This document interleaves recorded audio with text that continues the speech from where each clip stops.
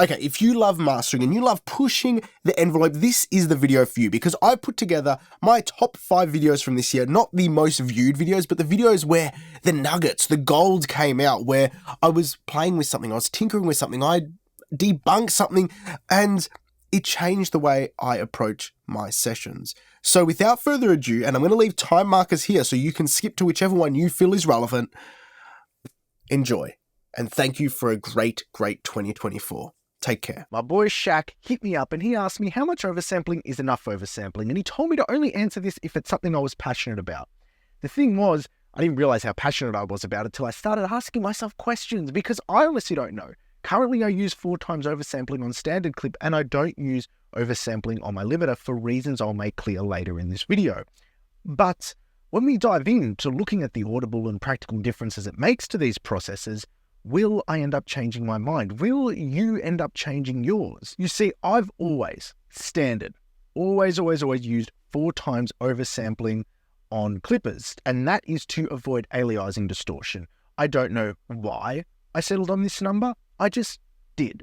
So I've got some tests set up to produce the delta signal of the clipper at different oversamples, so we can intermittently play back the delta signal underneath a bed of noise to A/B which oversampling rate does the resulting distortions disappear. So at what point is oversampling negligible because the aliasing distortion is not noticeable underneath a bed of music? Then after this, we're going to discuss the practicalities of limiters and oversampling, and basically why, when, how, etc. So first I have this set up here. 14 kilohertz going through 10 decibels of hard clipping with no oversampling on. And we can see 14 kilohertz and all the aliasing distortion behind it. Then what we've got set up is 2 times oversampling. Now 2 times oversampling, there's less aliasing distortion. Then I've got 4 times set up, 8 times set up, and then back to 1. Now what I've got down here is the delta signal produced. So it removes that fundamental frequency. We can just hear the aliasing distortion, and we can just have that at 1, 2, 4, and 8. Now, what I've got here is a bed of music. So the signals, the original signals, are at -6 RMS, and the music is playing at -6 RMS. Now, it's being gain staged, so they're both at -16 RMS, so they're playing an average amount of volume output. So the output of this original signal here is -6 minus 10, so you sort of get an idea of what's going on there. That's -16, and the RMS of this music is -16. So what I want to do is I want to play the music. At the same time, I have the delta signal of the aliasing distortion coming through, and then we can discern, is it 1 times oversampling? Is it 2 times oversampling? Is it 4 times oversampling? At which point do we ignore, our ears cannot pick up that aliasing distortion anymore? Now, this isn't a pure and simple test. This is just the start of looking into this. Then we'll look at some graphs in Plugin Doctor to get an understanding of why this is so. So let's currently mute that output. Let's play the music, and let's see how this goes.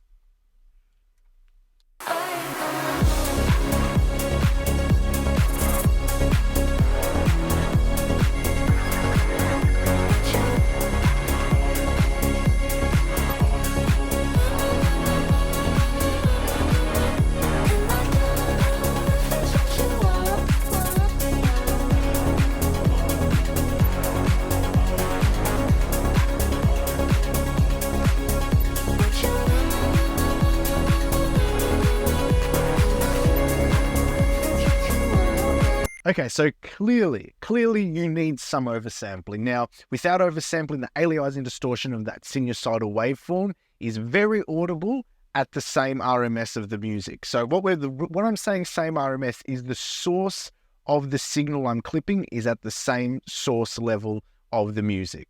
Okay, and then I'm taking the delta signal and seeing, well, how much of that distortion is actually present underneath that bed of music. Now, at 1 times oversampling, you can hear it. So you need to upsample clippers, but you have to also understand the context. This is 10 decibels of constant clipping. So there's quite a lot going on here. I'm just pushing this to the extreme so we can assess it. At 2 times, those higher frequencies are subtly audible. At 4 times, it disappears. And at 8 times, I wouldn't be able to pick the difference between these two. Now, in terms of getting interesting, let's just get standard clip up here. Because you know what we're going to do? We're going to go -10. Okay, so we're going to clip 4 decibels because in reality, in practice, like if I go to audio editor here, I'd only ever be taking 4 decibels off at the most. This peaks at -2.5 or so. And if I was using a clipper, I'd just be pulling out these peaks here with a clipper. So let's just say for practice sake, we're only clipping 4 decibels a signal. Now, at no oversampling, the harmonics, as in that aliasing distortion, not a harmonic, sorry, that's intermodulation, not intermodulation, that's inharmonic, sorry, because it's not harmonic with the original source signal. That is only 20 decibels below the original, so it's audible, okay? Now, if we go 2 times oversampling, the nearest one is about -40 decibels below the source signal, so we can still hear the number 2 oversampling, or 2 times oversampling, but not as much. At 4x, there's still a little bit in the body. If we're not listening to it, we're just analyzing the tool, about 50 decibels below the source signal. But it's when we get to 8 times oversampling that to hear something that's 60 to 70 decibels below the source signal is almost impossible. So with clippers, my advice is if you're clipping more than 4, 5, 6 decibels off your peaks, 4 times is safe enough. 4 times oversampling is definitely safe enough. 8 times oversampling is, I've got extra CPU to kill, why the fuck not?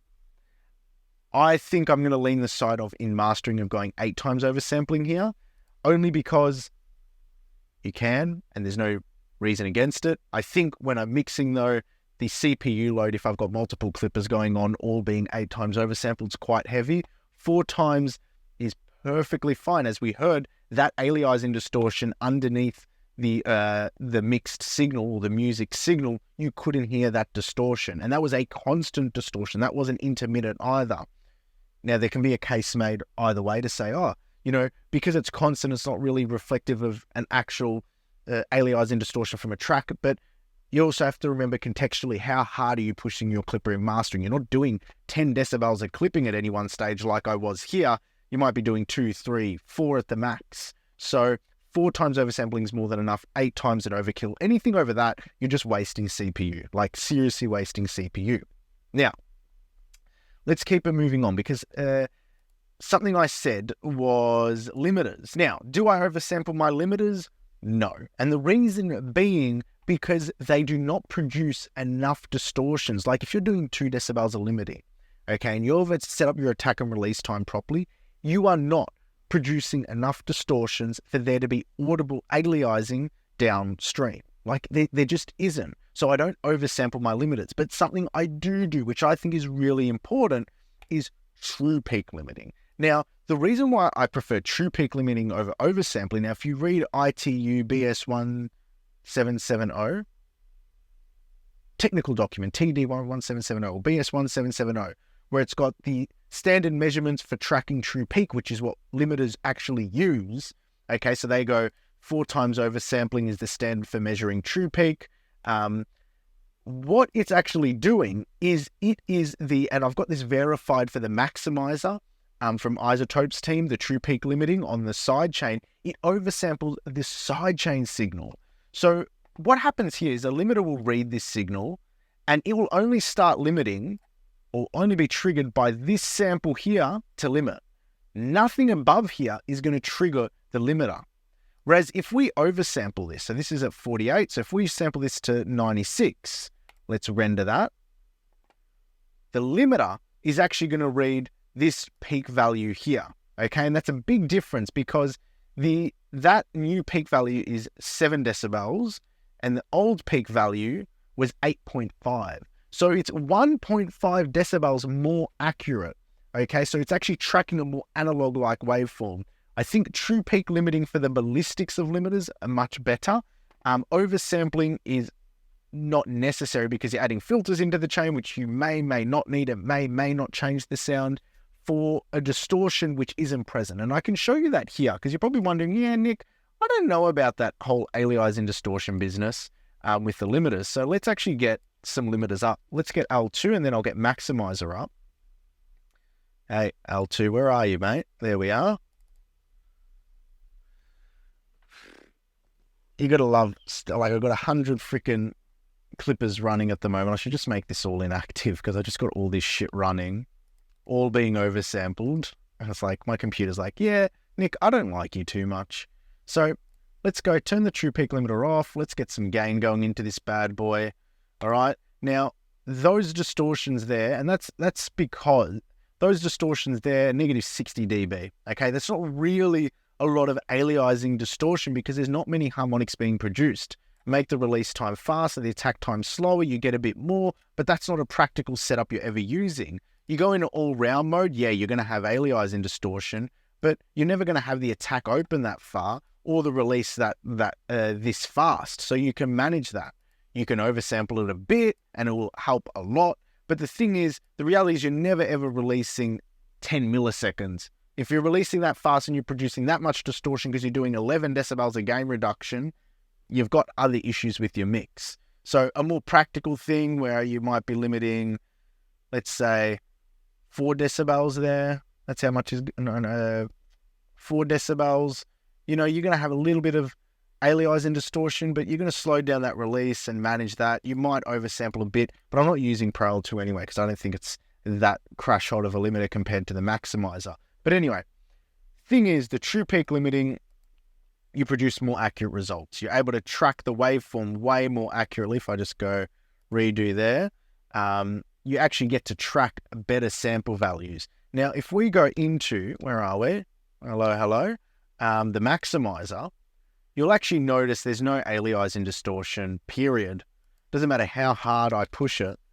I think it could already be internally oversampled, but I have a theory of what it might be doing otherwise. And if anybody has any physical, why is that not compatible?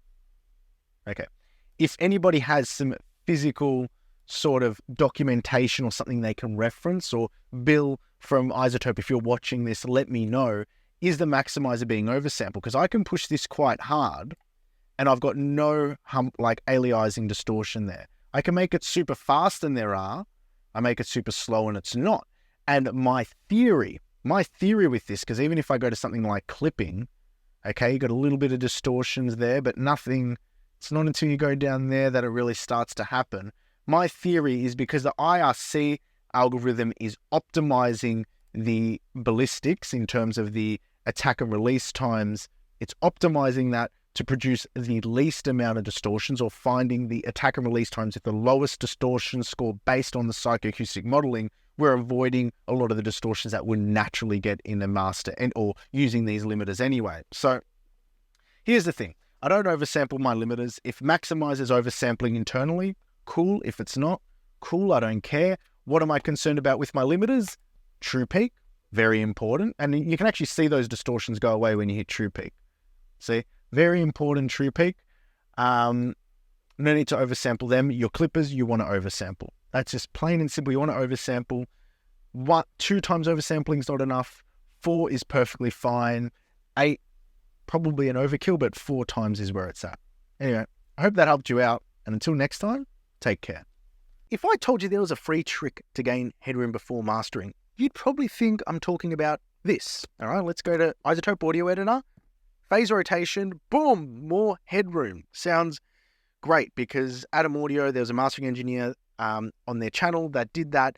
He applied phase rotation to the whole thing indiscriminately and he got more headroom and everybody's like, wow. Even I was like, wow. But I never brought it into my process because I didn't understand it. And Matthias, who's awesome and has sent this through in good spirit, I never responded to him. And then he flagged it with me last month. And then I'm like, I still don't know. The reason why I didn't respond is because I didn't know in the first place. I'm going to get my head around this completely before making a comment. And that's this video here, me making a comment on this phase rotation and ultimately why I'm going to avoid it moving forward. I'm just going to avoid using phase rotation. I've used it a couple instances and I shouldn't say avoid it completely because there's still instances where it might be applicable, but I'm not going to blindly put it on mixes because there's a few things going on here. So I went and did my own research. Mastering Engineers forum on Facebook, and I've taken the comments of people who I know or I've spoken with who I know are credited and have good brains behind their thinking. This is Ian Stewart, who I've had on the channel before, and here's a section of where he talks about this, which I think makes very practical and pragmatic sense. Specifically, it smears frequency content in time. Okay, now I'm going to pause there. Remember, we've got frequency content and time. Okay, two things: frequency domain, time domain. Remember that for later. For example, a 34-degree phase shift at 20 Hz is about 4.7 milliseconds, whereas at 20 kilohertz, it's about 4.7 nanoseconds. So what's that saying is when you rotate phase, it doesn't discriminate between frequency and time. It just goes, all right, we're not going to move everything back this amount. We're rotating 34 degrees. So at 20 Hertz, that's 4.7 milliseconds. At 20 kilohertz, that's 4.7 nanoseconds. And we can see that here where we go, there's a phase angle calculation. Okay, so we'll plug in his numbers. I think it was a 34-degree phase shift at 20 Hertz is 4.7 milliseconds. And at 20 kilohertz, it's 0.0047 milliseconds. So what does that mean? Well, let's look into this a little bit more. Remember I said frequency content in time, frequency domain, time domain, okay? Fabian from TDR Labs makes good mention of audio as one of the few fields of engineering where both the frequency domain and time domain matter. So what we're looking at here, all right, on a waveform is samples across time, okay? And those samples across time build out the frequency content. Now, when you go to rotate the phase of this, it takes the time content and moves it into the frequency domain, okay? So it goes from time domain to frequency domain, and it does that through a thing called the fast Fourier transform, okay? It takes stuff from the time domain, puts it into the frequency domain, and it's there where they can place all pass or rotation and filters on it in order to create this. And what we're looking at here is still in the time domain, but something has happened which you can't visually see here because all we're seeing is samples in time, okay? Here's what I want to show you. I'm just going to undo that phase rotation. We're going to go to the spectrogram, which uses a fast Fourier transform to plot, and we're going to render this out. What's happened there? Well, now there's pre-ringing or ramping into that signal and then post-ringing. And especially because I've got this plotted in extended log, that is predominant in the low frequencies. That there is what people are talking about when it comes to transient smearing. I've heard a lot of that from other mastering engineers when it comes to this phase rotation, is that it smears transients. You've got to be careful about it with the low end specifically, because those longer waveforms, in order to rotate them at a nominal degree of rotation, actually chews up more in the time domain when it goes from the frequency domain. So it starts in the time domain, goes to the frequency domain, and then it comes back to the time domain. It's shifted those by nature of this process. So what does that mean? That means basically I'm avoiding phase rotation. I haven't used it an awful lot, okay? I've used it a couple of times to try it out and test the boundaries to see if I'm getting more headroom, but now I've actually went through the rabbit hole of looking into some commentary and understanding how this actually all takes place and what phase rotation actually means at different frequencies and function. I'm not going to be applying phase rotation indiscriminately and blindly to all my mixes. I wouldn't advise that for anybody. There are a lot of YouTube videos coming out of the woodworks where people are being like, hey, check out this hack to get more headroom. I don't think that the payoff here is worth it, especially with low frequencies when you add pre-ringing or smearing to the transients as a product of it. That's my update for you guys today. I really wanted to knock this one out of the park, and I'm really happy that I had the sync wave here to function with. I'm really happy that there was already some commentary on it to sort of pull apart. I wanted to compartmentalize that commentary into something practical. You can find this calculator. I'll leave a link to it in the description below.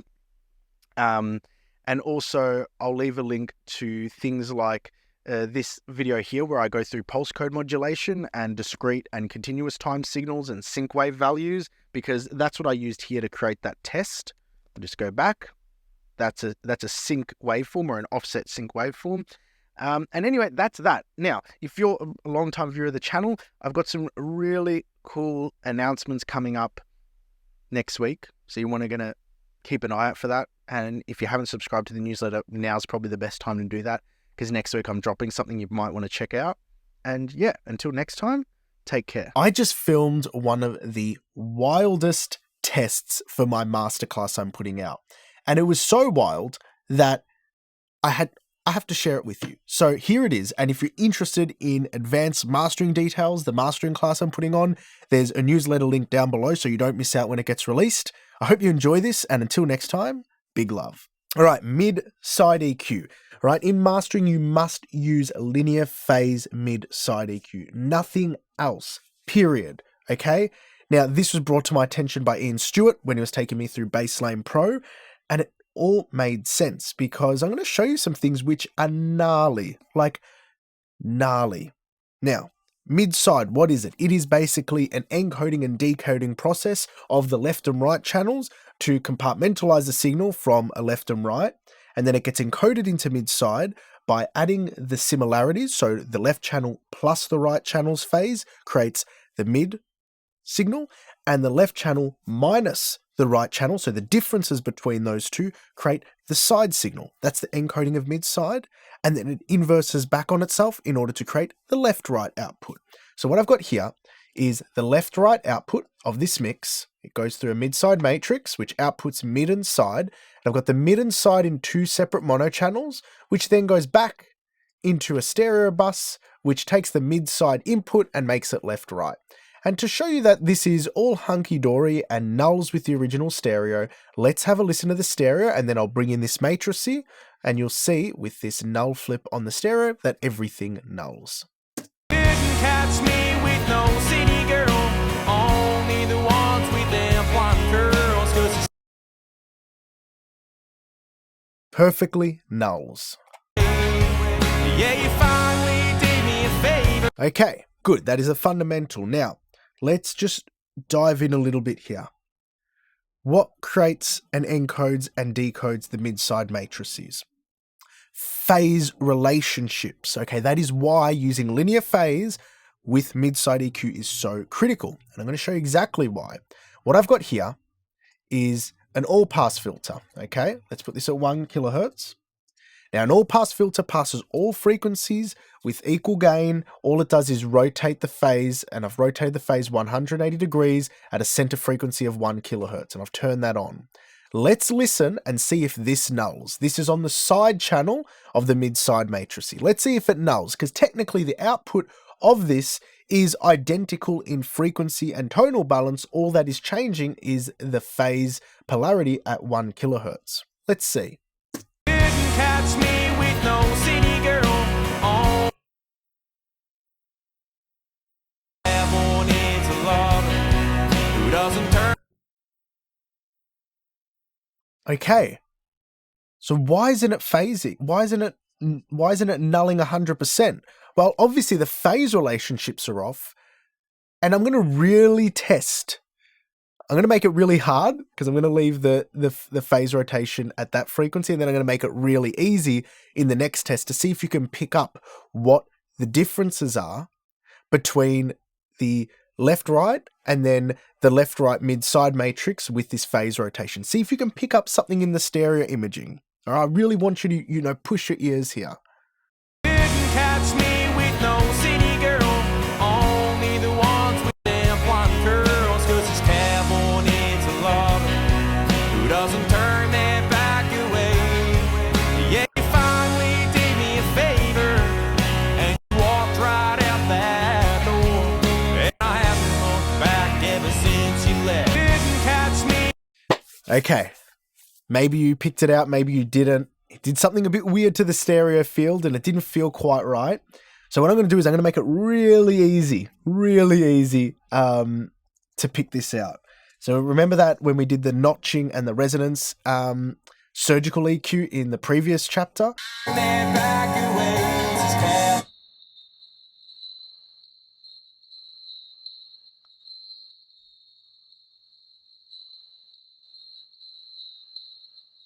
Get that 41 or 4.1 kilohertz or 4100 hertz.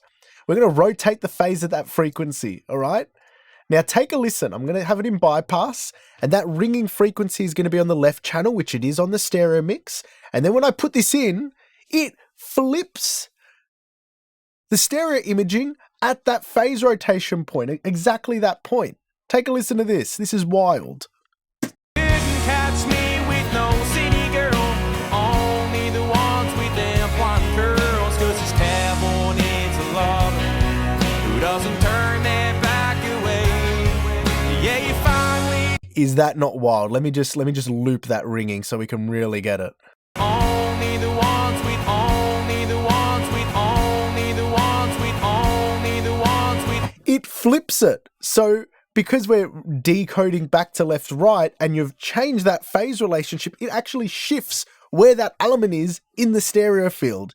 Now, albeit when you're doing EQs, you're not doing 180 degrees of phase rotation with a bell notch doing 1 or 2 decibels, but nonetheless, it will move the stereo image if you're working without linear phase EQ. So when we get our EQ up, okay, and we've got this side channel, okay, and we're working on this side channel or we're working on the mid channel, please make sure it is in linear phase. Okay, we want to keep our stereo image strong, keep it in linear phase, as simple as that. I'm going to show you the exact science of why limited distort bass and how to fix it. Let's actually look at this sinusoidal waveform. So we've got the sinusoidal waveform there and isotope insight here. So here we have a single oscillating frequency of 50 hertz. Now, if this waveform were to change shape, harmonics would be introduced. So let's change the shape to a sawtooth. There we see more harmonics. If the release time moves faster than the oscillation of the lowest fundamental frequencies, it starts to make the waveform asymmetrical. So let's actually do that. What happened there? It's asymmetrical and there are harmonics. That's the release time. So a 50 hertz sine wave oscillates every 20 milliseconds. Let's make this release 20 milliseconds. Ah, there we go. It's back to being symmetrical. Now, if I make it 10 milliseconds, oh, you can see it's just starting to get a bit asymmetrical. There are more harmonics. If we make it 5 seconds, there you go. You're introducing those harmonics all over again. Now let's make it 40. Nope, perfectly symmetrical. Very little. Okay, that's negative 70 decibels, negative 80 decibels amount of harmonics being introduced there. So basically what this tells us is if this release time moves faster than the oscillation of the subs that are present in the signal, it's going to introduce harmonics. Now, the louder those sub-frequencies, the faster the release, and the more harmonic distortion there is. That's the fundamental of it. So now let's take that information and apply it practically. Here I've got Así Como Tú by Uday. This is a banging tune. I don't care what people say, whether they like this style or not. This I vibe with. Listen to the subline, and then we're going to do some limiting on it and avoid distortion. Okay,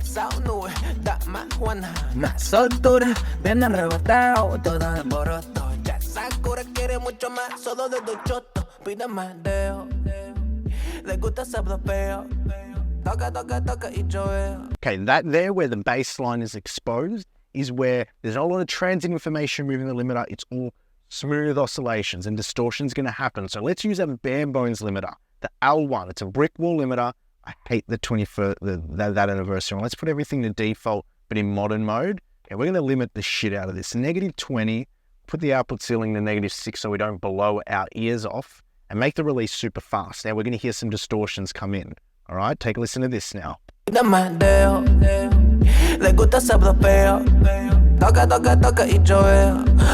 No good, no good. So what do we do here? What frequencies are they? So let's go over here in Audio Editor. That lowest frequency is around 60 hertz. 60 hertz.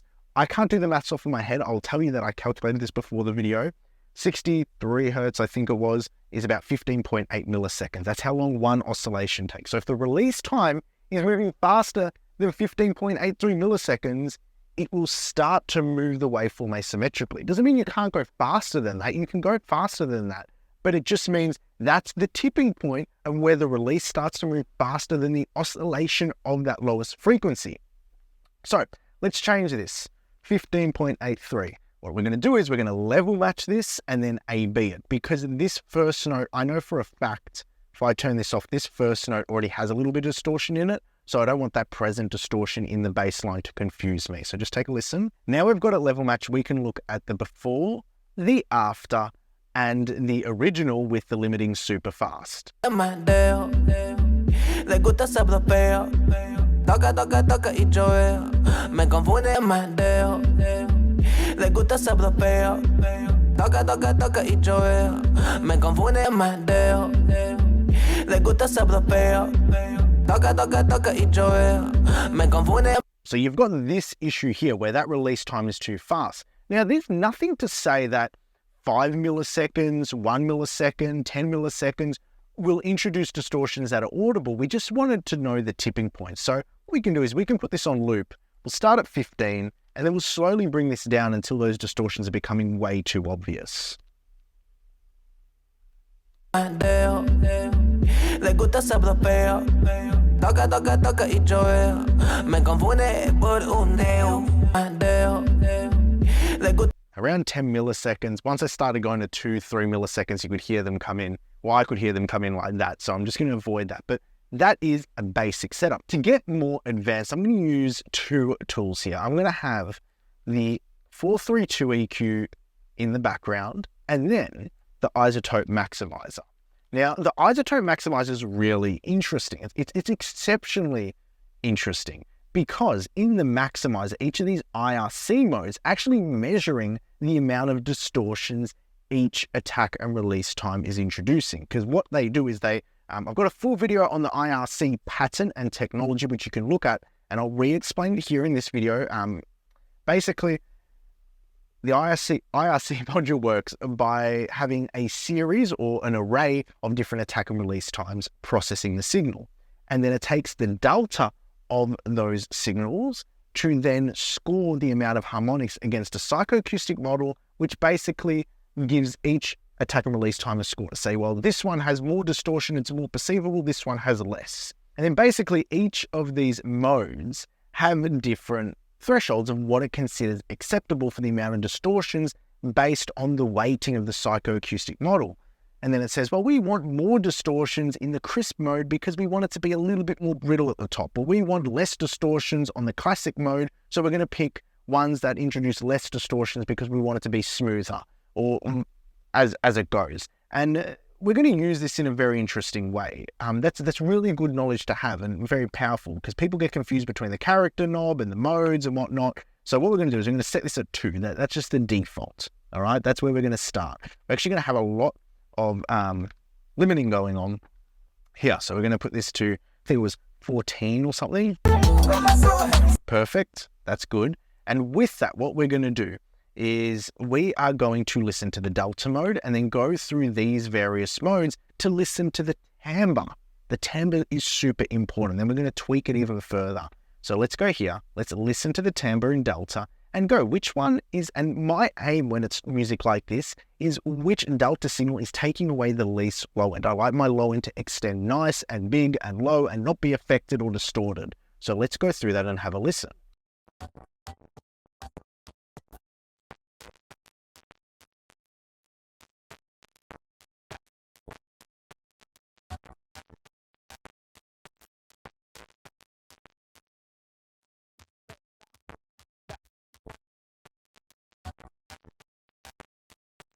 Balance tends to always be best for me. Okay, that's just in general what works best for me. Now what I like to do is, as I'm feeding the delta signal, is control the amount of low end that's getting pulled down by using a low shelf here. So what we're going to do is we're going to feed this delta signal a bit more low end so we can have a bigger bass in this up until the point it stops distorting. This is literally how, as in, no, not it stops distorting, up until the point we start to hear the distortion in the low end, then we back off that low end.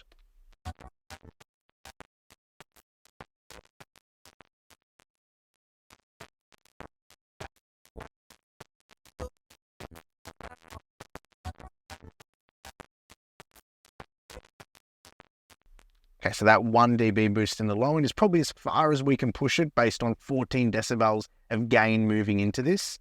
Now if we turn, now the next thing is to focus on the character, because the faster it is, it's going to permit more distortions. The slower it is, the more slower the, it's not going to permit more distortions, but faster means the array of attack and release times it's going to present are going to be quicker, and which typically means the distortion scores will be higher, and these will present an array of slower attack and release times. So what we're going to do is we're going to start at 2, and then we're going to fiddle around with that character mod.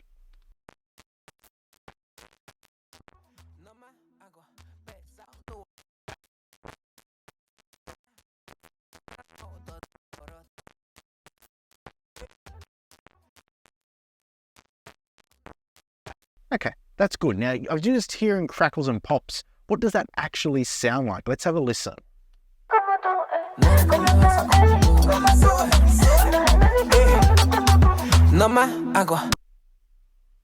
That's all good. That's just the setup. The real test is in this open section. Does it distort the low end? Does it distort those sub bass notes? Because that's the limiter and setup I use, the 432 into the maximizer on a lot of masters. So let's actually level match this, and then we'll see if the proof is in the pudding.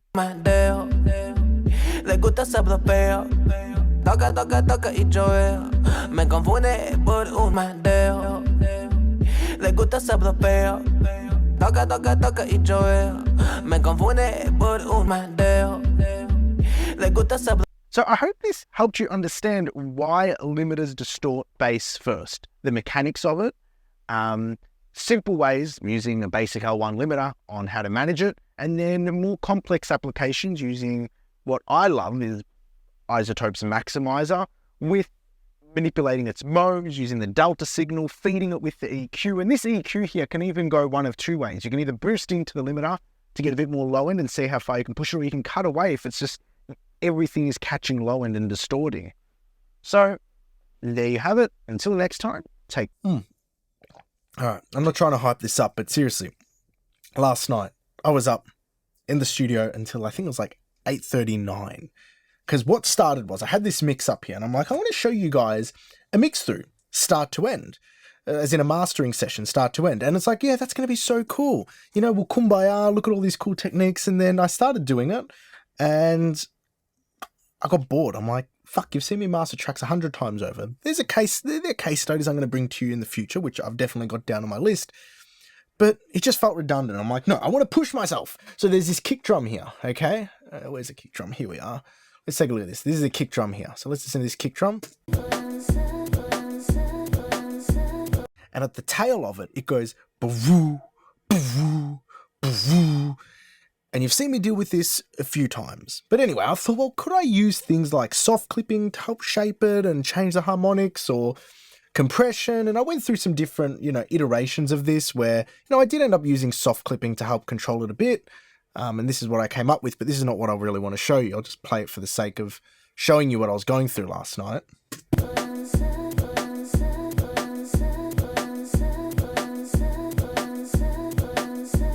I still got it there. It tames the click a bit of the kick, but the woof is still there. And then I did that. I did compression. I did EQ, and EQ definitely worked. Now I'm going to show you about 1,500,000 different ways I approach this with EQ. But each iteration, I'm going to get closer and closer to the aha moment I had.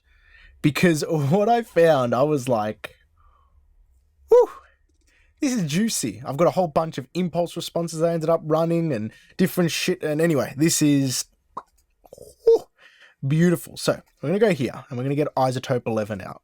Now, specifically, Ozone 11. The EQ does something very interesting. So I'll bring up the FFT graph. We can see here's that's that kick on the second there. This kick is there. Actually, wrong little highlighter tool. This one here. Okay, the kick is there. That's the kick drum with the wah after it.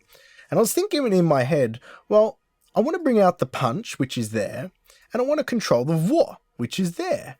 And I'm like, well, is there an EQ where I can use linear phase and minimum phase at the same time? And I know Ozone 11 allows you to do this. So what I did was I got the equalizer out. You put in digital mode and we'll get the VOT out and then we'll boost the P out.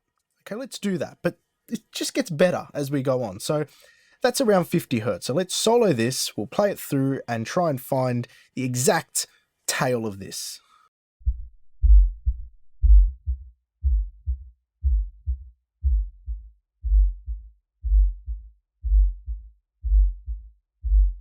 Okay, so that's where the "vont" is. Perfect. We'll take that out of solo. We'll gain it down about a decibel or so. Beautiful. And let's just see AB if that helps it.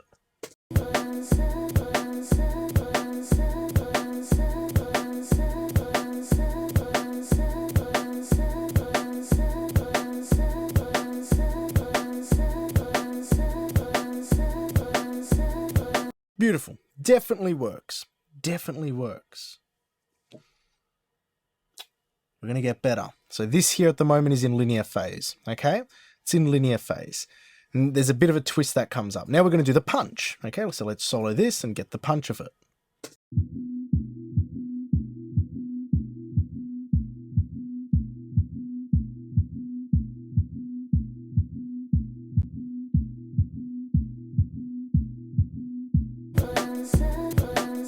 And I don't want that in linear phase, I want it in mixed phase mode.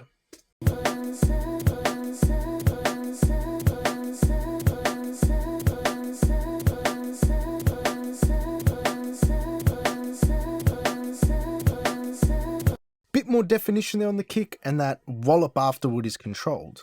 Now, here's where things get interesting. I was completely confused because at the time of doing this, now I know better and I've done it in the better way, but I thought 100% was linear phase and that was mixed phase, whereas in fact, that's minimum phase and that is linear phase. How did I find this out? I went into the manual, but what was in the manual? There was some magic here. Some magic, which made me think of even a better way to put this all together, and it gets fucking wild. So click on the wheel here, okay? Go to EQ, and then click Show Extra Curves. What the fuck is this? What is it? Okay?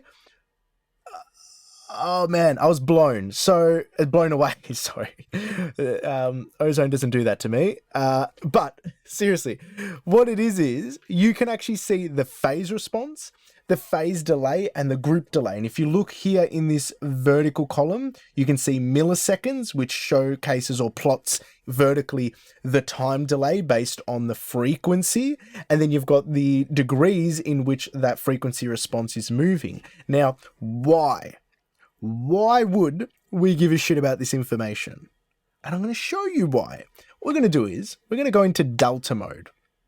Okay, we're going to click here, and here at linear phase, it's all linear. There's no time delay on any of those frequencies or phase delay. But as we move it over, there is. And remember, I said I wanted to EQ specifically the V, that bit after the transient. And this now is a beautiful way to monitor and observe what EQ moves are affecting the transient or the body, even though it's generally just an EQ that is applied to the entire stereo signal. The signal isn't compartmentalized into sustain or transient. We can hear more detail of what is going on, as well as visualize it on these plots, which I thought, wow, this is wild. So take a listen to this kick drum. Okay, we're listening to the delta of that V signal, that 50 hertz that sustains out, and listen to the delta as I go from linear phase to minimum phase.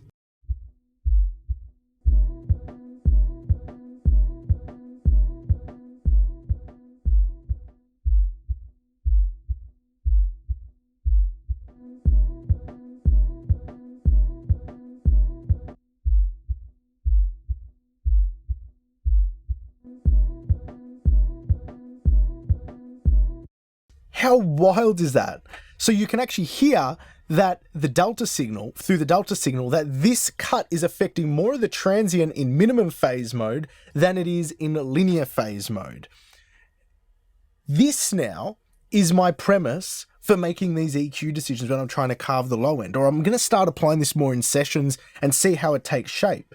So I can even go here and I can go, do I want mixed phase or linear phase? Well, let's turn off this other EQ. And let's go to the punchy portion and have a listen in the delta, how this actually shapes. See how there's a delay there? That white line in the group delay. Okay. how this shapes the punch, going from linear phase to minimum phase. Let's go.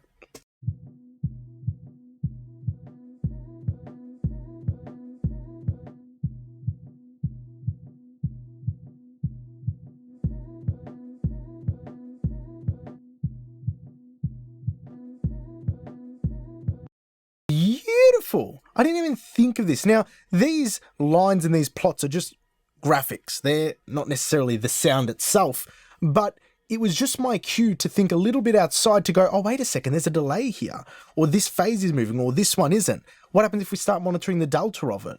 And it's really interesting because, and you can get really granular, so you can actually move these graphs around. You can zoom into them, so you can make them more pronounced, so you can see exactly to the millisecond what's happening. Now, are you going to hear genuinely, like, be able to A/B every single time, you know, minutia of like 2 millisecond difference group delay at a particular frequency? Maybe not. You might not be able to pick out the A/B directly, but when we're trying to make intentional decisions in a mastering session, intentional meaning the decision works in favor of the sound and the direction we're trying to go with that move, being able to monitor the delta, move the phase relationship, and you can do this for every band on here independent of one another, and also just observe how that plots on the time scale, so the temporal domain, is insanely powerful. And I had no clue Ozone 11 allowed you to do this. This is wild. Like, how's this? I was in the beta and I remember actually now them putting in the vertical axes in terms of those lines plotted across, not just in frequency, not vertical, horizontal axis to plot horizontally, because it used to be free, as in you only had the vertical ones, not the horizontal. And I can now like sort of recall these dots coming in at some point during the beta stages. I completely forgot about it and I completely relearned it. And it is insane. So here is what I'm going to do for you. I'm going to spend the next week. The next week, what I'm going to do is I'm going to compartmentalize this process so I can detail each step and exactly what's happening and a method for applying some of what I discussed in this video. And then I'm just going to put out the best newsletter guide to using this. And I'll do this next week because everybody who's on the newsletter, there's over 2,000 working professionals on the newsletter that I send this out to.